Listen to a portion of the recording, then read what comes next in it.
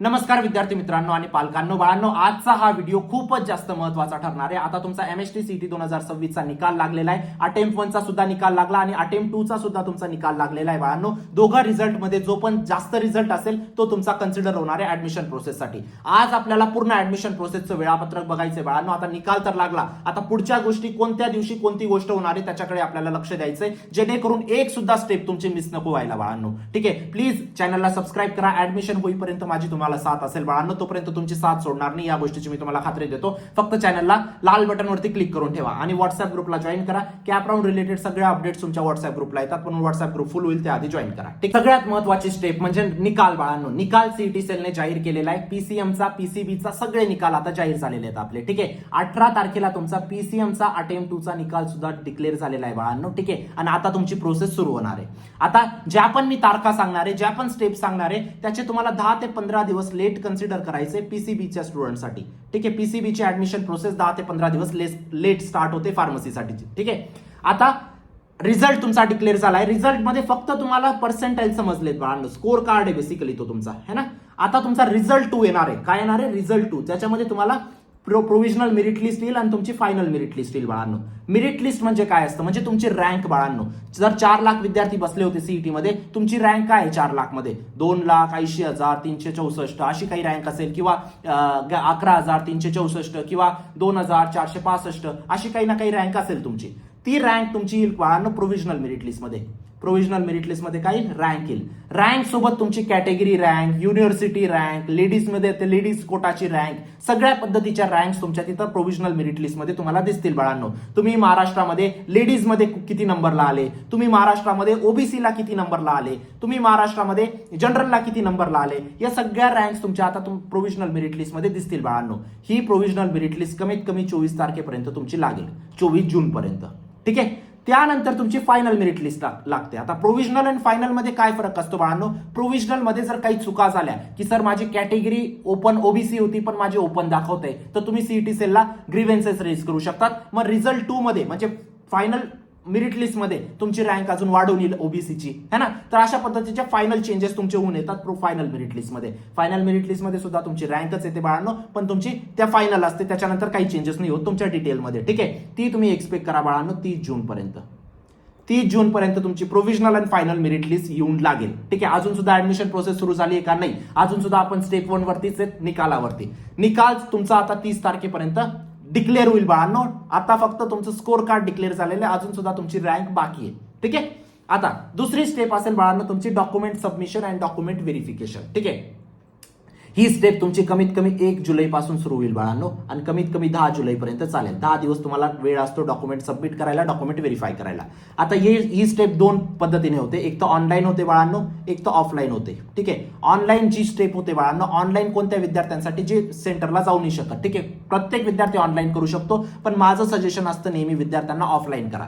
एका दिवसात तुम्ही डॉक्युमेंट सबमिट करून व्हेरीफाय करून घेऊन येतात बाळांनो। ठीक आहे, त्याला म्हणतात ऑफलाईन स्टेप। ठीक आहे, एका दिवसात तुमचं सगळं ताण मिटून जातो। ऑनलाईन मध्ये काय असतं, तुम्ही डॉक्युमेंट अपलोड करतात, भरपूर ग्लिचेस येतात, त्यामुळे 3, 4, 5, 6 दिवस लागून जातात डॉक्युमेंट व्हेरीफाय व्हायला। आणि जोपर्यंत डॉक्युमेंट व्हेरीफाय होत नाही तोपर्यंत तुम्हाला धक चालू असते। माझं कोणतं डॉक्युमेंट रिजेक्ट झालं तर तुम्हाला परत अपलोड करायला वेळ भेटत नाही। ठीक आहे, तर माझं सजेशन आहे नियरेस्ट इंजिनिअरिंग कॉलेजमध्ये जाऊन डॉक्युमेंट व्हेरीफाय करून आणा। ठीक आहे, केव्हा ते सुरू केव्हा होणार आहे? 1 जुलै पासून बाळांनो 10 जुलै पर्यंत ते चालेल।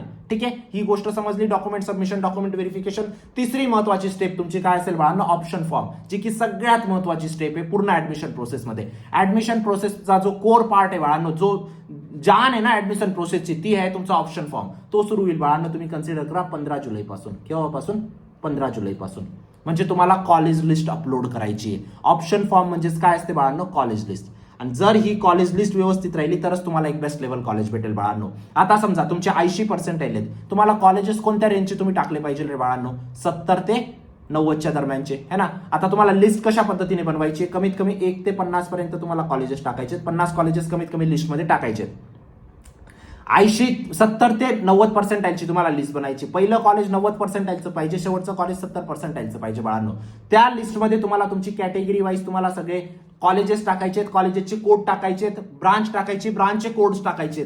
ठीक आहे, आणि त्या पद्धतीने तुम्हाला पूर्ण कॉलेज लिस्ट बनवायची आहे. जर तुम्ही चुकून 8 नंबरचं कॉलेज, फॉर एक्झाम्पल 7 नंबरचं, 8 नंबरचं, 9 नंबरचं असे कॉलेजेस आहेत, जर चुकून तुम्ही 8 नंबरचं कॉलेज जास्त चांगलं टाकून दिलं 7 नंबरपेक्षा, तर तुम्हाला 7 नंबरचं कॉलेज अलॉट होऊन जाईल, तुम्हाला 8 नंबरचं नाही होणार बाळांनो. एवढी छोटीशी मिस्टेक सुद्धा तुमचं ऍडमिशन कॅन्सल करून देते. ठीक आहे, म्हणून ऑप्शन फॉर्म ही जान असते पूर्ण ऍडमिशन प्रोसेसची. एक चूक तुमची नको व्हायला या कॉलेज लिस्टमध्ये. त्यासाठीच बाळांनो आपण पर्सनल काउन्सिलिंगची बॅच लॉन्च केलेली आहे, जेणेकरून तुमचे कॉलेज लिस्टमध्ये काही चूक नको व्हायला, कॅप राऊंड्समध्ये काही चूक नको व्हायला, स्पॉट राऊंडमध्ये काही चूक नको व्हायला, ILS राऊंडमध्ये काही चूक नको व्हायला, डॉक्युमेंटेशनमध्ये काही चूक नको व्हायला बाळांनो. त्यासाठी तुम्ही नक्कीच पर्सनल काउन्सिलिंगच्या बॅचमध्ये एनरोल करू शकतात. लिंक डिस्क्रिप्शन बॉक्समध्ये टाकलेली आहे. जरी कमी पर्सेंटाईल असतील तरी महाराष्ट्राच्या एक नंबर 1 कॉलेजमध्ये, टॉप टियर कॉलेजमध्ये CSIT पॉसिबल असतं बाळांनो. या गोष्टीची मी तुम्हाला खात्री देऊ इच्छितो, कारण कॉलेज लिस्ट सगळं तुमचं काम करणार आहे. कॉलेज लिस्ट जितकी चांगली तितकं तुम्हाला चांगलं कॉलेज भेटणार आहे आता, है ना. लास्ट इयर असे भरपूर विद्यार्थी होते ज्यांचे खूप कमी पर्सेंटाईल होते, तरी ते आज महाराष्ट्राच्या नंबर 1 कॉलेजेसमध्ये शिकताय.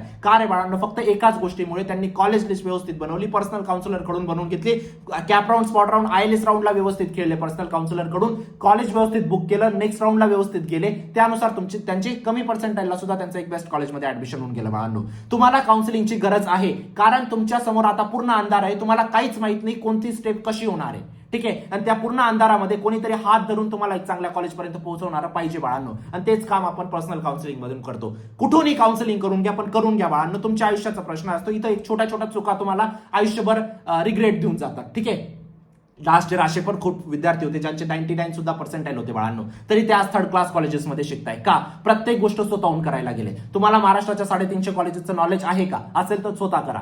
तुम्हाला कॅप राऊंडचं नॉलेज आहे का? असेल तर स्वतः करा. कॅप, स्पॉट, ILS कसं खेळायचं असतं नॉलेज आहे का? असेल तर स्वतः करा. नसेल तर काउन्सिलिंग मध्ये एनरोल करा. कुठूनही एनरोल करून घ्या, पण करून घ्या बाळांनो. ठीक आहे, आता परवा एक विद्यार्थी एनरोल झाली काउन्सिलिंग मध्ये, 99.98 पर्सेंटाईल होते त्याचे. मी तिला सांगितलं, बाटा तुला ऑलरेडी COEP भेटणार आहे, तू टेन्शन नको घेऊ. तरी ती विद्यार्थीनी मला म्हटली, सर मला काउन्सिलिंग पाहिजे, माझी एक चूक नको व्हायला ऍडमिशन प्रोसेसमध्ये, आणि माझं COEP नको जायला. याला म्हणतात, त्या विद्यार्थिनी होती इतका प्राऊड फील झाला ना, की आपण जे नॉलेज देतोय ते विद्यार्थ्यांपर्यंत पोहोचतंय. मी असं नाही म्हणत की आपल्याच काउन्सिलिंग मधून एनरोल करा, कुठूनही करून घ्या, पण करून घ्या. तुमची चूक नको व्हायला बाळांनो, है ना. डॉक्युमेंट व्हेरिफिकेशन पासून तुमचा option form, CAP round, spot round, freeze, float, institute management, scholarship, सगळ्या गोष्टी या काउन्सिलिंगमध्ये आपल्या कवर्ड असतात बाळांनो. स्कॉलरशिप, भरपूर विद्यार्थ्यांची 2 ते 3 लाख रुपये फीज होती वर्षाची मागच्या वर्षी. ठीक आहे, आपण ती फीज 0 करून टाकली बाळांनो, फक्त त्यांच्यापर्यंत योग्य स्कॉलरशिप पोहोचवल्या. नक्कीच तुम्ही एनरोल करू शकता बाळांनो. एक पर्सनल काउन्सिलर सुद्धा तुम्हाला अपॉइंट केला जातो. एनी टाइम तुम्ही त्यांना कॉल करू शकता. पूर्ण ऍडमिशन प्रोसेसमध्ये 4 महिन्यासाठी एनी टाइम कॉल करा, एनी टाइम मेसेज करा, ते तुमच्यासोबत तिथं अवेलेबल असतील बाळांनो. ठीक आहे, तुमची पर्सेंटाईल किती, कॅटेगरी कोणती, कोणत्या सिटीमध्ये ऍडमिशन घ्यायचंय, कोणत्या ब्रांचमध्ये घ्यायचंय, सगळ्या तुमच्या रिक्वायरमेंट जाणून घेतील काउन्सिलर, आणि त्यानुसार तुमची पर्सनलाइज कॉलेज लिस्ट बनेल, पर्सनलाइज ऑप्शन फॉर्म बनेल. तोच फक्त तुम्हाला CET सेलला सबमिट करायचा आहे, जेणेकरून कमी पर्सेंटाईलला पण एक बेस्ट कॉलेज तुम्हाला अलॉट होईल बाळांनो. ठीक आहे, जरी जास्त पर्सेंटाईल आले असतील, ओव्हर कॉन्फिडंट नका होऊ, अजून सुद्धा 50% काम बाकी आहे. त्या 50% कामला व्यवस्थित करा काउन्सिलिंगने. जरी लो पर्सेंटाईल आले असतील, डिमोटिवेट नका होऊ, अजूनही 50% काम बाकी आहे बाळांनो. ज्या विद्यार्थ्याने हे 50% काम व्यवस्थित केले, बेस्ट कॉलेज लिस्ट बनवली, बेस्ट काउन्सिलिंग केली, तो एक बेस्ट कॉलेजमध्ये जाणार आहे. तुमच्या आयुष्याचा प्रश्न, इथं चूक नका करू. काही अडचण असेल या नंबरवर व्हॉट्सअप करा. कॉल रिसीव्ह करणं माझ्याकडनं शक्य नाही बाळांनो आता हे 2-3 दिवस, कारण खूप जास्त कॉल्स येतात. प्लीज तुम्ही तुमचा मेसेज मला व्हॉट्सअपला ड्रॉप करा. आणि हा फक्त नेक्स्ट 4 वर्षाचा प्रश्न नाही बाळांनो, नेक्स्ट 20 वर्षाचा प्रश्न आहे, म्हणून योग्य निर्णय घ्या. ठीक आहे, लिंक डिस्क्रिप्शन बॉक्समध्ये टाकलेली आहे. आता तुमचा ऑप्शन फॉर्म झाला बाळांनो. काय झालं? ऑप्शन फॉर्म बनला. आता नेक्स्ट स्टेप काय? ऑप्शन फॉर्म तुम्ही सबमिट केला CET सेलला, जो तुम्हाला काउन्सिलरने दिला तो. आता तुमची कॅप राऊंड 1ची अलॉटमेंट होईल बाळांनो. आता आपला ऑप्शन फॉर्म कधी संपला होता तुमचा? 15 जुलैला तुम्हाला सुरू केला होता आपण ऑप्शन फॉर्म. ठीक आहे, 15 जुलै तर कमीत कमी 25 जुलैपर्यंत तुमचा ऑप्शन फॉर्म फिलिंगची तुम्हाला मुदत भेटेल बाळांनो. 25 जुलैला तुमचा काय लागेल?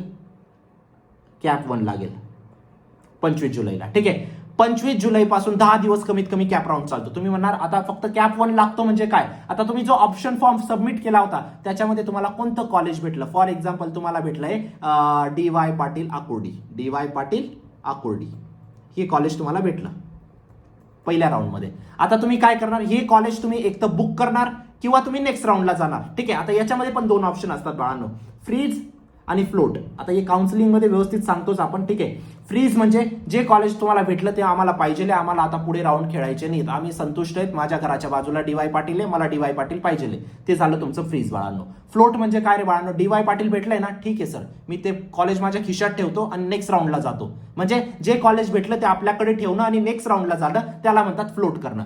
ते कॉलेज आपल्याकडे असतं का बाळांनो? डेफिनेटली असतं. पण राऊंड 2 ला जर तुम्हाला तुमच्या लिस्टमधलं वरचं कॉलेज काही भेटून गेलं तर तुमचं खालचं कॉलेज ऑटोमॅटिक गायब होऊन जातं. तर हे कॉलेज तुम्हाला ऑटोमॅटिक तुमचं निघून जाईल. ह्या गोष्टीची तुम्हाला नोंद घ्यायची आहे, ठीक आहे. तसं आम्ही सांगूच तुम्हाला काउन्सिलिंगमध्ये सगळ्या गोष्टी, ठीक आहे.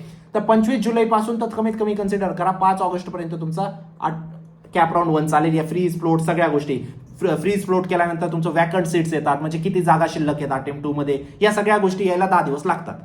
आता कॅप राऊंड 2 5 जुलैपासून, सॉरी कितीपर्यंत गेलो आपण, 5 ऑगस्ट पर्यंत. 5 ऑगस्टला तुम्हाला कॅप राऊंड 2 लागेल बाळांनो. 5 ऑगस्ट ते 15 ऑगस्ट पर्यंत कॅप राऊंड 2 ची प्रोसेस चालेल, ठीक आहे. कॅप राऊंड 2 मध्ये पण काय होईल, आता जे समजा तुम्हाला कॅप राऊंड 1 मध्ये 50 नंबरचं कॉलेज डी वाय पाटील लागलं होतं, कॅप राऊंड 2 मध्ये तुम्हाला 48 नंबरचं पीव्हीजी लागून गेलं समजा, है ना. मग आता कॅप राऊंड 2 मध्ये परत तुम्हाला फ्रीज करा किंवा फ्लोट करा, है ना. तुम्ही परत फ्लोट केलं, मग आता कॅप राऊंड 3 मध्ये पण काय होणार आहे, समजा 48 नंबरचं तुम्हाला 47 नंबरचंच लागलं, किंवा तुम्हाला कॅप राऊंड 3 ला लागलंच नाही, तर हे कॉलेज तुमचं सिक्युअर राहील. हे कॉलेजमध्ये तुम्ही कधीही जाऊन ऍडमिशन घेऊ शकतात, है ना. पण 48च्या वरचं जर कोणतं कॉलेज लागून गेलं तर 48 नंबरचं गेलं, ते तुमच्या जवळ राहणार नाही, ठीक आहे.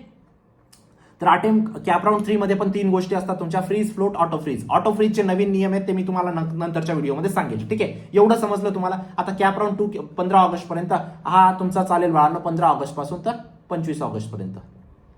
आणि जो कॅप 4 असेल तो तुमचा चालेल बाळांनो 25 ऑगस्ट तर 5 सप्टेंबर पर्यंत, ठीक आहे. तुम्हाला वाटत असेल एवढ्या लेट होतात का गोष्टी, मागच्या वेळी 30 ऑगस्ट पर्यंत प्रोसेस गेलेली, यावेळी आरामात 5 सप्टेंबर पर्यंत जाईल बाळांनो, ठीक आहे. कारण सीईटी सेल थोड्या गोष्टींसाठी लेट ऑलरेडी होत आहे, ठीक आहे. 5 सप्टेंबर पर्यंत तुमचा कॅप राऊंड 4 होईल. कॅप राऊंड 4 पर्यंत जर तुम्ही कॉलेज बुक केलं नाही, कॅप 4 ला जे पण कॉलेज लागेल ते तुम्हाला ऑटोमॅटिक बुक होऊन जाईल, ते तुम्हाला घ्यावं लागेल. हा, त्याच्यानंतर स्पॉटला जाऊ शकतो का, जाऊ शकतात. आता स्पॉट केव्हा होईल, 5 ऑगस्टला तुमचा राऊंड लागल्यानंतर 6 ऑगस्ट पासून तुमचे स्पॉट सुरू होऊन जातील बाळांनो.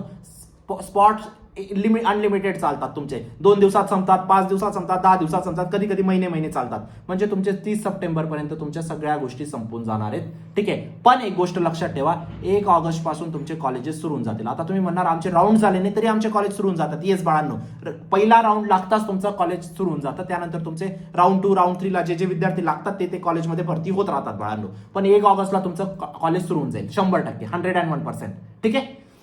ILS राऊंड केव्हा होतात आणि मॅनेजमेंट राऊंड केव्हा होतात, हे आत्तापासून, फ्रॉम नाऊ, आत्तापासून तर जोपर्यंत 30 सप्टेंबर पर्यंत कधीही मॅनेजमेंट घ्यायचं असेल डायरेक्ट कॉलेजला व्हिजिट करा. कोणत्याच एजंट थ्रू नका जाऊ प्लीज, तुमच्यासोबत फ्रॉड होईल या गोष्टीची मी तुम्हाला 100% गॅरंटी देतो, ठीक आहे. ILS राऊंड मध्ये फॉर्म सुटतील ते आपण सांगू, कोणत्या कॉलेजचे केव्हा फॉर्म सुटतात ते पण ILS चे तुम्हाला सांगितले जातील, ठीक आहे. तर या सगळ्या स्टेप्स होत्या बाळांनो. पूर्ण ऍडमिशन प्रोसेसचं शेड्यूल बघितलं आपण. एक गोष्ट लक्षात ठेवा, तुमचे पर्सेंटेज हाय आले असतील किंवा लो आले असतील बाळांनो, जर तुम्ही योग्य कॉलेज लिस्ट बनवली तुम्ही बेस्ट कॉलेजमध्ये जाणार. या गोष्टींची तुम्हाला मी 100% गॅरंटी देतो. बेस्ट कॉलेज लिस्ट बनवणं म्हणजे बेस्ट काउन्सिलिंग करणं बाळांनो. आणि बेस्ट काउन्सिलिंग महाराष्ट्राची आपण लॉन्च केलेली आहे, नक्कीच तुम्ही एनरोल करू शकता बाळांनो. 18,000 पेक्षा जास्त विद्यार्थ्यांना मी पर्सनल काउन्सिलिंग प्रोव्हाइड केलेली आहे. 1 लाख पेक्षा जास्त स्टुडंटला मेंटरशिप प्रोव्हाइड केलेली आहे. नक्कीच तुम्ही एनरोल करू शकतात, विश्वास ठेवू शकतात. तुमच्या एका ऍडमिशनसाठी पूर्ण फोर्स लावून देईल बाळांनो, पूर्ण टीम तुमच्या सोबत लावून देईल. फक्त तुम्हाला विश्वास ठेवायचा आहे. नक्कीच एनरोल करा. लिंक डिस्क्रिप्शन बॉक्समध्ये टाकलेली आहे. कॅप राऊंड रिलेटेड सगळे अपडेट्स व्हॉट्सअप ग्रुपला शेअर होतील, म्हणून व्हॉट्सअप ग्रुपला जॉईन करा. चॅनलला सबस्क्राईब करा. भेटूया नंतरच्या व्हिडिओमध्ये. तोपर्यंत बाय, टेक केअर, थँक्यू.